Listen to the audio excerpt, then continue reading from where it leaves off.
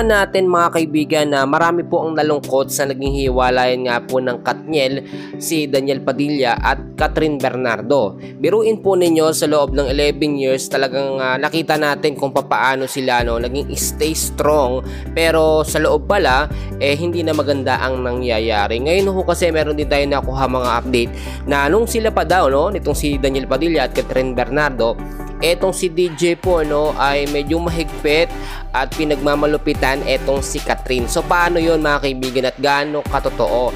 Yung pagiging mahigpit po ni Daniel Padilla mga kaibigan, ilang beses naman nating nakita yan na talagang hindi siya ganoon mag-treat maayos dito po kay Kathryn Bernardo.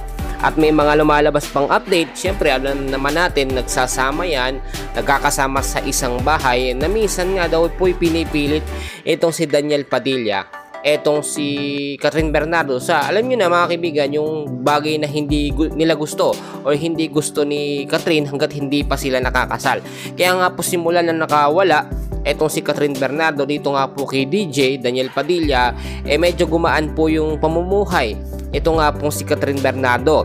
At eto naman po dumating si Alden Richards, cut din na po ang tawagan nila, nagkaroon na at naging magkalab din sila. Ngayon naman mga kaibigan, eto naman yung pinagseselosan ito nga po si Daniel Padilla.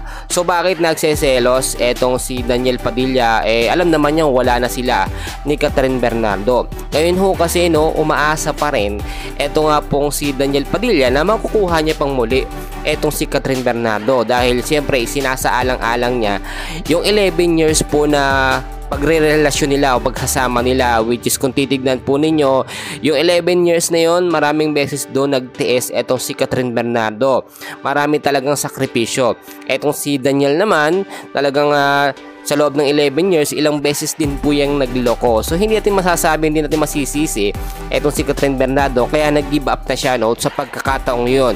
Ngayon ho kasi nakita natin ang nagiging protector po ngayon itong si Kathryn Bernardo ay etong si Alden Richards. Marami nagsasabi na malabo daw na sila ay magkatuluyan, for the views lang daw or for the love team lang daw yung kanilang tambalan at hindi daw po sa totoong buhay. Dahil si Alden daw ay alam niyo na may nagsasabing bakla daw at hindi daw babae ang gusto, bagkus lalaki daw.